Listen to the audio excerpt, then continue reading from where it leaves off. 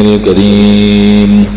أما بعد، عن ابن عمر رضي الله تعالى عنهما أن النبي صلى الله عليه وسلم قال: الظلم ظلمات يوم القيامة.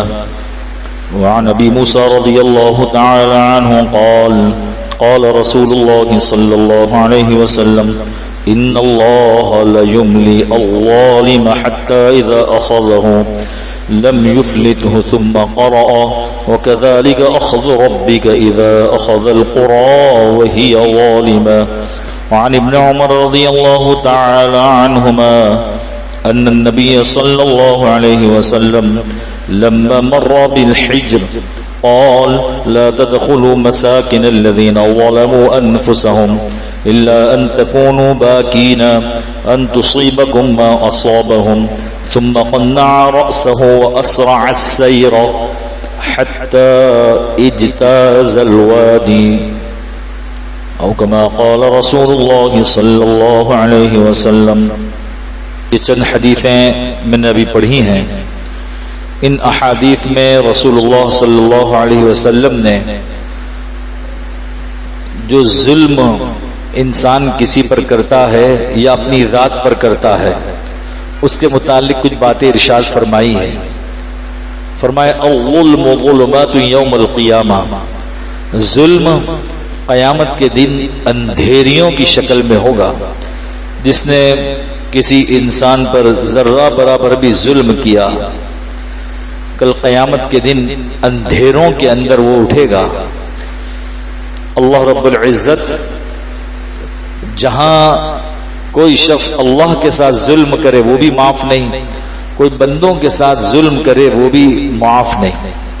اسی لیے حدیث شریف میں آتا ہے، بخاری شریف کے اندر روایت ہے کہ جب قرآن کریم کی ایک آیت سورہ انعام کی الذین آمنوا ولم یلبسوا ایمانہم بظلم اولئک لہم الامن وہم مہتدون، یہ آیت جب نازل ہوئی کہ وہ لوگ جو ایمان لائے اور ان کے ایمان کے ساتھ ظلم نہیں ملا، بالکل بھی ظلم نہیں ملا، وہی لوگ امن میں ہیں اور وہی ہدایت یافتہ ہے. تو حضرات صحابہ اکرام کو بہت تشویش ہوئی اور صحابہ اکرام نے یوں عرض کیا: قالوا یا رسول اللہ اینا لم یظلم نفسہ. ہم میں سے کون شخص ایسا ہے جس نے اپنی ذات پر ظلم نہیں کیا؟ چونکہ صحابہ کرام گناہ کو ظلم کہتے تھے اپنی ذات پر، کہ ہم سے ہر ایک سے کچھ نہ کچھ گناہ سرزد ہو چکا ہے. کہ اللہ ہم میں سے کون ہے اینا لم یظلم نفسہ، جنہوں نے اپنی ذات پر ظلم نہیں کیا. فقال رسول اللہ صلی اللہ علیہ وسلم: لیس ذالک انما هو الشرک. آپ نے فرمایا اس سے مراد عام گناہ نہیں ہے بلکہ سب سے بڑا گناہ ہے اور وہ ہے شرک. الم تسمعوا قول لقمان لابنہ.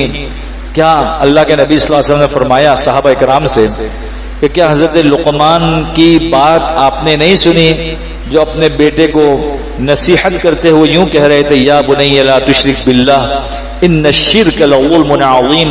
اے میرے پیارے بیٹے، اپنے آپ کو ظلم سے بچانا یعنی شرک سے بچانا. یا بنی لا تشرک باللہ، اللہ کی ذات کے ساتھ کسی کو شریک مت ٹھہرانا. ان الشرک لظلم عظیم، کہ شرک سب سے بڑا گناہ ہے. تو دیکھو یہاں ظلم عظیم کہا، سب سے بڑا ظلم وہ شرک ہے. سب سے بڑا ظلم شرک ہے کہ جس اللہ نے پیدا کیا، جس اللہ نے روزی دی، جس اللہ نے صحت دی، جس اللہ نے ہر چیز عطا فرمائی، روزی روٹی کا نظم، میٹھا پانی دیا، جس اللہ نے سکون راحت اطمینان دیا ہے، اس اللہ کی ذات کے ساتھ کسی کو انسان شریک ٹھہرائے. اس لیے فرمایا ان الشرک لظلم عظیم.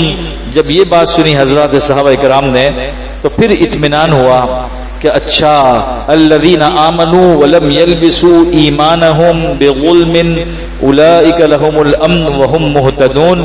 تو یہاں پر ظلم سے مراد شرک ہے. تو سب سے بڑا ظلم انسان اللہ کے ساتھ کرتا ہے وہ شرک کر کے کرتا ہے. اور انسان انسانوں کے ساتھ جو ظلم کرتا ہے چاہے کسی کی زمین کا مسئلہ ہو، کسی کے پیسوں کا مسئلہ ہو، کسی کی عزتوں کا مسئلہ ہو، اس سے کھلواڑ کرتا ہے، یہ بھی بہت بڑا ظلم ہے۔ اس لیے حدیث شریف میں، بخاری شریف میں روایت ہے، الظلم ظلمات یوم القیامہ، ظلم قیامت کے دن اندھیریوں میں ہوگا، ظالم آدمی کو یہی ملے گا، اندھیرا ملے گا۔ ایک حدیث میں آتا ہے رسول اللہ صلی اللہ علیہ وسلم نے یہ ارشاد فرمایا، ان اللہ لیملی، اللہ تعالی مہلت دیتا ہے، لیملی، اللہ مہلت دیتا ہے انسانوں کو، ظالم کو بھی مہلت دیتا ہے، بلکہ یہاں فرمایا ان اللہ لیملی الظالم، اللہ ظالم کو ڈھیل دیتا ہے، مہلت دیتا ہے۔ قرآن کریم میں اللہ رب العزت نے 7ویں پارے کے 11ویں رکوع میں بھی اس کو بیان فرمایا ہے کہ جب انسان گناہ کرتا ہے تو ہم اس کو ڈھیل دیتے ہیں، اس کو استدراج کہتے ہیں قرآن کی زبان میں، حدیث کی زبان میں اسے استدراج کہتے ہیں، اور اس سے ڈرنے کی ضرورت ہے۔ آدمی گناہ کر رہا ہو، ظلم کر رہا ہو، اور پھر بھی یوں کہہ دے گا میں تو مستی سے جی رہا ہوں، میری تو پکڑ نہیں ہو رہی ہے، تو یہ استدراج ہے، اللہ کی طرف سے ڈھیل ہے۔ پھر اللہ جب پکڑتے ہیں، اللہ جب پکڑتے ہیں تو اخذناہم بغتۃ فاذا هم مبلسون فقطع دابر القوم الذين ظلموا والحمد لله رب العالمین۔ پھر اللہ اچانک پکڑ کرتے ہیں، دبوچ لیتے ہیں، پھر اللہ برباد فرماتے ہیں ظالموں کو، بعض انفرادی طور پر ظلم، بعض اجتماعی طور پر ظلم، پھر ظالم کو اللہ پکڑتے ہیں، پھر چھوڑتے نہیں ہیں۔ لہذا ان احادیث میں اس کو بتلایا، یہاں پر بھی اس حدیث میں بھی بتلایا ہے نبی کریم صلی اللہ علیہ وسلم نے کہ اللہ ظالم کو مہلت دیتے ہیں، حتی اذا اخذہ لم یفتلہ، یہاں تک کہ جب اللہ دبوچ لیتے ہیں، پکڑ لیتے ہیں، پھر اللہ مہلت نہیں دیتے، نہیں چھوڑتے۔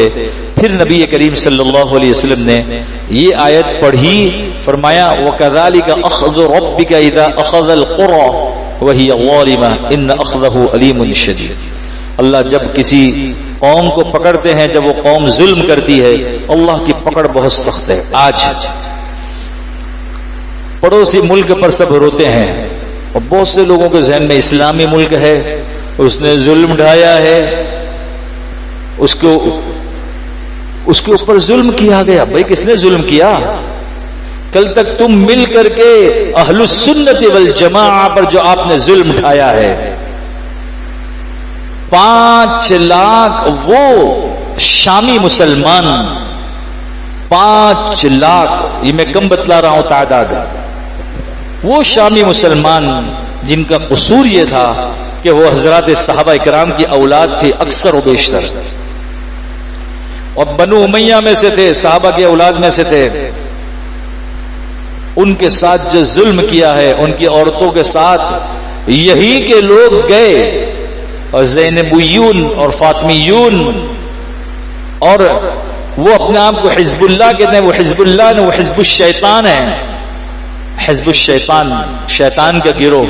انہوں نے جتنا ظلم ڈھایا، اس وقت یہاں جو بہت سارے لوگ میڈیا والے اور بہت سے لوگ اپنے آپ کو کہتے ہیں نہیں ہم اتحاد امت کا کام کرتے ہیں، انہوں نے کبھی اتحاد امت میں سنیوں کے لیے آواز نہیں اٹھائی، سنیوں نے بھی نہیں اٹھائی۔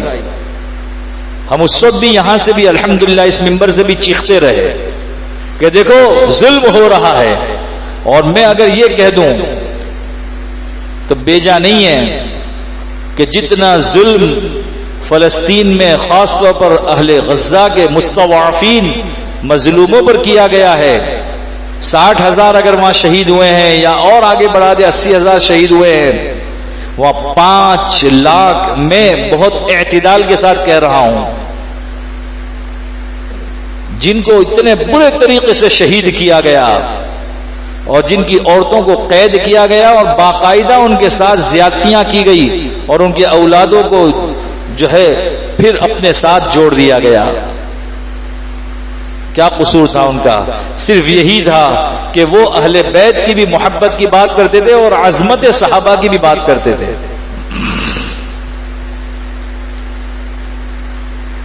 اہل بیت ہمارے سروں کا تاج ہے۔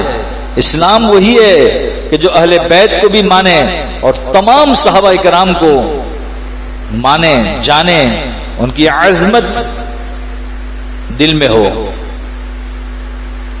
یہ صحابہ کے نام لینے والوں کو انہوں نے مارا، عراق میں بے شمار لوگوں کو شہید کیا جو صحابہ کی عظمت کی بات کرتے تھے. اب ان کے اوپر کوئی کچھ کر رہا ہے تو سارے لوگ کہہ رہے ہیں وہ مظلوم ہے. تو اب تک جو ظالم تھا تو پکڑ تو آنی تھی. الظلم ظلمات یوم القیامہ، یہ نظام ہے اللہ کا. جب ظالم پر پکڑ آئے تو قرآن کی آیت بتلا رہی ہے، سنت الہیہ یہ ہے جو یوں کہے فَقُطِعَ دَابِرُ الْقَوْمِ الَّذِينَ ظَلَمُوا وَالْحَمْدُ لِلَّهِ رَبِّ الْعَالَمِينَ. یہ قرآن ہمیں کہہ رہا ہے کہ الحمدللہ ظالم تھا اس کو سزا مل گئی. اس لیے جو قرآن و حدیث کی بات ہے وہ یہ ہے جو میں نے عرض کی، صاف ستھری بات یہ ہے. اور ان علاقوں سے بھی آدمی بچے جہاں آدمی ظالم بیٹھے ہوئے ہیں، اس کے بھی اثرات ہیں. جس طرح مسجد میں فرمایا مسجد کے اندر اعمال زندہ ہوتے ہیں، مسجد کے اثرات ہیں. گناہوں کی جگہوں کے بھی اثرات ہوتے ہیں، جہاں اللہ کی طرف سے عذاب آ جائے وہاں کے بھی اثرات ہوتے ہیں. اس لیے حضرت عبداللہ بن عمر رضی اللہ تعالیٰ عنہ کی روایت، نبی کریم صلی اللہ علیہ وسلم کا گزر ہوا مقام حجر سے، مقام حجر سے اللہ کے نبی صلی اللہ علیہ وسلم کا گزر ہوا. تو اللہ کے نبی صلی اللہ علیہ وسلم نے حضرات صحابہ کرام سے کہا جلدی جلدی یہاں سے چلو، تیزی سے چلو. قرآن کریم میں سورت ہے. تو یہ مقام حجر حضرت صالح علیہ السلام کی بستی تھی، قوم ثمود. تو قوم ثمود نے حضرت صالح علیہ السلام سے فرمائش کی تھی کہ اس پہاڑ کے اندر سے ایک گھاون اونٹنی نکلے اور وہ حاملہ اونٹنی کے پیٹ سے بچہ نکلے، اور وہ اونٹنی بھی وہ ہو جس کے منہ میں بالکل تازہ تازہ چارہ ہو، وہ کھا رہی ہو. تو اس پہاڑ سے، پہاڑ شق ہو، اس میں سے اونٹنی نکلے، اس کے منہ میں چارہ ہو، حمل سے ہو، بچہ جنے، تو ہم ایمان لے آئیں گے. فرمائشی معجزے کا پروگرام پیش کیا انہوں نے قوم ثمود نے. حضرت صالح علیہ السلام نے اللہ سے دعا کی. بعض روایت سے معلوم ہوتا ہے کہ حق تعالی شانو فرمایا کہ یہ ایمان نہیں لائیں گے، لیکن نبی کا معجزہ، نبی کا مطالبہ ہے، درخواست ہے، تو ہم نبی کو معجزے کے طور پر ان کے مطالبہ پورا کرتے ہیں. اسی طرح ہوا. قوم کو حضرت صالح علیہ السلام نے جمع کیا، پہاڑ شق ہوا، پھٹا، اللہ کی طرف سے ایک اونٹنی نکلی. اس اونٹنی کے حمل بھی تھا اور منہ میں چارہ بھی ہے، بعض روایت میں ملتا ہے. حضرت صالح علیہ السلام کو اللہ تعالیٰ نے قرآن میں بھی ہے کہ دیکھو اس کو چھیڑنا نہیں، اللہ کی نشانی ہے اللہ کی طرف سے. قرآن کریم میں بہت ساری جگہ پر ہے، سورہ قمر میں بھی اللہ نے اس کو بیان فرمایا، اس کو چھیڑو گے تو اللہ کے عذاب آئے گا. اب قوم نے اس کو چھیڑا، اس کی پیروں کو کاٹ دیا، اللہ کی طرف سے پکڑا گیا. قرآن کریم میں اللہ تعالیٰ نے فرمایا تھا سورہ قمر میں کہ ایک دن اونٹنی پانی پیے گی، ایک دن یہ پیے گی، قوم پانی پیے گی. 19ویں بارے میں بھی اللہ نے اس کو بیان فرمایا ہے. اب وہ جس دن اونٹنی پانی پیتی تھی تو اللہ کی نشانی تھی، تو سارا پانی پی جاتی تھی کنویں کا. دوسرے دن قوم کی باری ہوتی تھی، تو یہ سوچ کر کے قوم بھی دوسرے دن پانی لے جاتی تھی. اتنا پانی ہوتا تھا کہ وہ اپنے گھر میں لے کے چلے جائے، ایک دن اور چلائے، لیکن ان کو برداشت نہیں ہوا. اونٹنی کو ختم کیا، جیسے ہی اونٹنی کو مارا اللہ کی طرف سے عذاب آیا. اس بستی سے پیارے آقا صلی اللہ علیہ وسلم کا گزر ہوا تو آپ نے فرمایا لا تدخلوا مساکن الذین ظلموا انفسهم الا ان تکونوا باکین. دیکھو ظالموں کی بستی سے مت گزرو، اللہ کے نبی صلی اللہ علیہ وسلم فرمایا. ایک جہاد کے موقع پر وہاں سے گزر ہوا کہ یہاں سے مت گزرو، مگر اسی راستے سے گزرنا ہو جائے تو روتے ہوئے گزرو. آپ نے فرمایا الا ان تکونوا باکین، رو کر گزرو کہیں اللہ کا عذاب نہ آ جائے. یہ عذاب کی جگہ ہے جو ظالم قوم تھی. ان یصیبکم ما اصابہم، کہیں ایسا نہ ہو جو عذاب ان پر آیا تھا آپ پر بھی اتر آئے. ثم قنع رأسہ، پھر اللہ کے نبی صلی اللہ علیہ وسلم نے اپنی چادر لی، اپنا رومال لیا اور اپنے سر کو ڈھانپ لیا. اور وہ آئس و اسرع السیر، آپ تیزی سے چلے، جتنا جلدی ہو سکے ان گنہگاروں کی بستی کو پار کر دو. یہاں تک کہ اللہ کے نبی صلی اللہ علیہ وسلم نے وادی پار کر لی. اس سے بھی معلوم ہوا کہ جہاں ظلم ہو رہا ہو اس جگہ آدمی نہ جائے، اور اگر وہاں سے گزرنے کی ضرورت ہی پیش آ جائے تو آدمی جتنا جلدی ہو سکے وہاں سے گزر جائے. ایک تو ظلم کیا یہ ہے. دوسرا، انسان اپنی ذات پر ظلم کرتا ہے تو حدیث شریف میں آتا ہے، حضرت ابو ہریرہ رضی اللہ تعالیٰ عنہ کی روایت ہے، فرمایا اتدرون ما المفلس، اللہ کے نبی صلی اللہ علیہ وسلم نے پوچھا آپ جانتے ہو مفلس کون ہے؟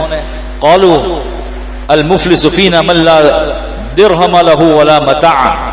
صحابہ کرام نے یوں عرض کیا کہ ہمارے نزدیک تو مفلس وہ ہے جس کے پاس پیسے بھی نہ ہو، کوئی سامان بھی نہ ہو، وہ مفلس ہے. فقال، تو اللہ کے نبی صلی اللہ علیہ وسلم نے ارشاد فرمایا ان المفلس من امتی من یأتی یوم القیامت بصلاۃ وصیام وزکاۃ، میری امت کا مفلس وہ ہے کہ قیامت کے دن بہت سے روزے، نمازیں اور زکوٰۃ لے کر آئے، وَيَأْتِي قَدْ شَتَمَ هَذَا وَقَذَفَ هَذَا وَأَكَلَ مَالَ هَذَا وَسَفَكَ دَمَ هَذَا وَضَرَبَ هَذَا، لیکن کسی کو اس نے گالی دے رکھی ہے، برا بھلا کا ہے، کسی پر الزام تراشی کی ہے، کسی کا مال ناحق کھا گیا، زمین دبا لی، پیسہ دبا لیا، آج دے رہا ہوں کل دے رہا ہوں نہیں دے رہا.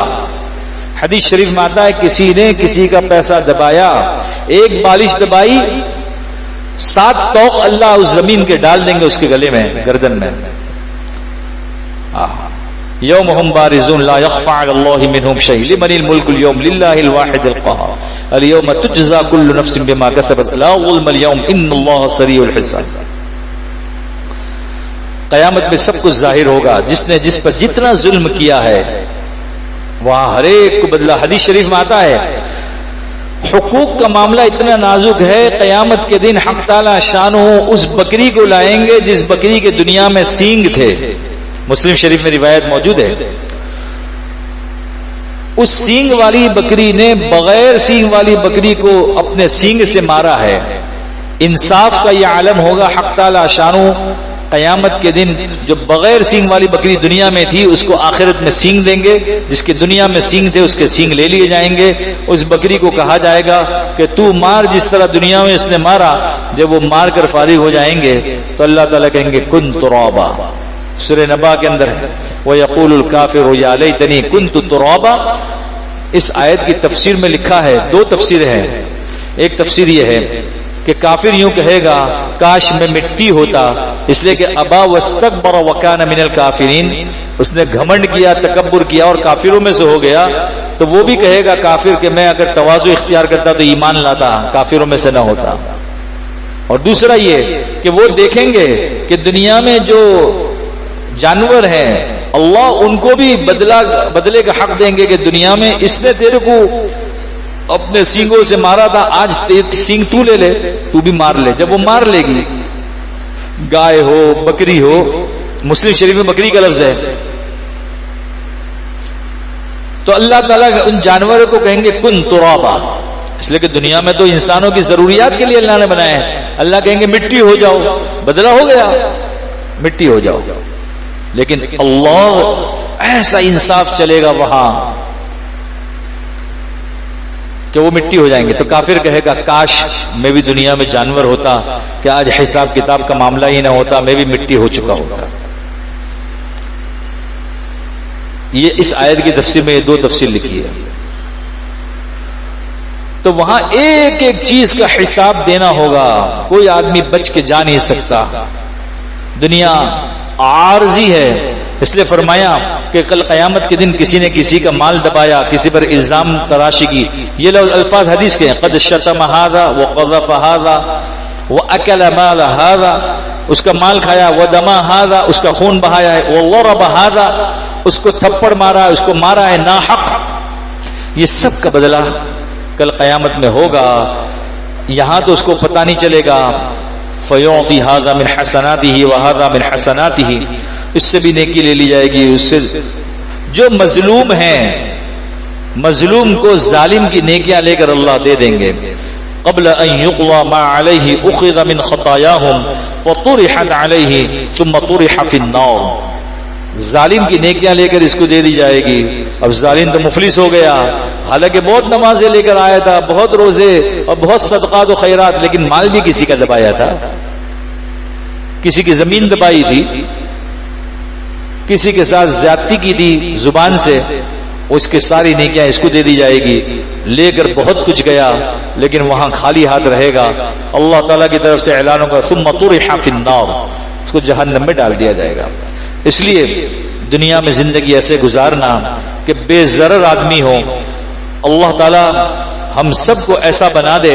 ایک نصیحت حضرت معاویہ رضی اللہ تعالی عنہ کے کہنے پر امی عائشہ صدیقہ عفیفہ طاہرہ طیبہ مؤمنہ مسلمہ زاہدہ رضی اللہ تعالی عنہا نے کی تھی. حضرت معاویہ رضی اللہ تعالی عنہ کو اس نصیحت کی ہم یہ عبارت پڑھیں اور سمجھیں. بات ختم کرتا ہوں. انہ کتب الی عائشہ رضی اللہ تعالی, حضرت معاویہ رضی اللہ تعالی عنہ نے امی عائشہ صدیقہ رضی اللہ تعالی عنہا کو لکھ بھیجا شام سے مدینہ. کیا لکھا؟ ان اکتبی الی کتابا توصینی فیہ ولا تکثری, مجھے کوئی نصیحت والا خط بھیج دیں. حضرت امی عائشہ کو لکھا, حضرت معاویہ نے, کوئی نصیحت والا خط لکھ بھیجیں, ولا تکثری, لیکن لمبا چوڑا مت کرنا, مختصر نصیحت ہو. امی عائشہ صدیقہ رضی اللہ تعالیٰ نے لکھ دیا فَكَتَبْتُ سَلَامٌ عَلَيْكَ اما بعد فإني سمعت رسول اللہ صلی اللہ علیہ وسلم یقول. امی عائشہ صدیقہ رضی اللہ تعالیٰ عنہ نے اپنی کوئی بات نہیں کہی, پیارے آقا صلی اللہ علیہ وسلم کی ایک حدیث لکھ بھیجی. وہ حدیث کیا تھی؟ فرمایا من التمس رضا اللہ بسخط الناس کفاہ اللہ مؤونۃ الناس. جو شخص اللہ کے راضی کرنے کے سلسلے میں لوگوں کو راضی کرنے میں بھی لگ جائے کہ لوگ بھی راضی رہیں ہم سے, تو اللہ اسی مخلوق کو اس پر مسلط کر دیں گے, اس پر بوجھ بنا دیں گے. وَمَنِ الْتَمَسَ رِضَى النَّاسِ بِسَخَطِ اللَّهِ وَكَّلَهُ اللَّهُ إِلَى النَّاسِ. اس کا خلاصہ یہ ہے, جو اللہ کو راضی کرنے کے اندر کہے کہ میں تو اللہ کو راضی کرنے کے لیے کام کر رہا ہوں, اس میں مخلوق کا مسئلہ آ جائے, کرنا مخلوق کو بھی ناراض نہیں کر سکتا, میں مخلوق کی بھی رعایت کروں گا. تو اللہ کو راضی کرنا چاہیے تھا, اس میں مخلوق ناراض ہو یا کچھ بھی ہو جائے اس کو اس کی پرواہ نہیں کرنی چاہیے. اللہ کو راضی کرتا. اب اللہ کو راضی کرنے میں مخلوق کو بھی راضی کرنے میں لگ جائے گا تو اللہ اسی مخلوق کو اس پر مسلط کر دیں گے کہ جا تو نے اس کو راضی کرنے کے لیے کیا, اللہ اسی مخلوق کو اس کے لیے درد سر کا ذریعہ بنا دیں گے. اس لیے بہت اہم اصولی بات امی عائشہ رضی اللہ تعالی عنہا نے کہی کہ ہمیشہ دو چیزیں, یا مخلوق کو راضی کرو یا اللہ کو راضی کرو. اور اللہ کو راضی کرنا یہی اصل ہے. اس میں اگر مخلوق راضی ہوتی ہے اللہ کو راضی کرنے میں تو ٹھیک ہے, اور اگر اللہ کو راضی کرنے کے لیے آدمی کوئی بات کہتا ہے, کسی کو کہتا ہے, خود عمل کرتا ہے اور مخلوق ناراض ہوتی ہے تو ناراض رہے. اگر مخلوق کو بھی راضی کرنے جائے گا تو اللہ اسی مخلوق کو اس پر مسلط کر دے گا.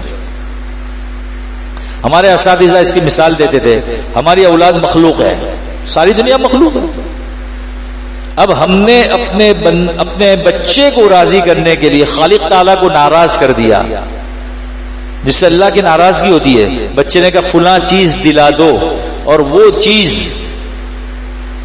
اللہ کے ناراضگی کا ذریعہ اور سبب ہے, ہم نے اس کو دلا دیا. اللہ اسی بچے کو ہمارے لیے درد سر کا ذریعہ بنا دیں گے. ہمارے ماتحت کچھ لوگ ہیں, ہم نے ان کو راضی کرنے کے لیے اللہ کو ناراض کر دیا, یہ ماتحتوں کو اللہ تعالی ہم پر مسلط کریں گے. یہ اس حدیث کا خلاصہ ہے. بہرحال یہ پیارے آقا صلی اللہ علیہ وسلم کی بہت ہی پیاری باتیں ہیں. اللہ سب سے پہلے مجھے اور آپ کو بھی ان باتوں پر عمل کرنے کی توفیق عطا فرمائے.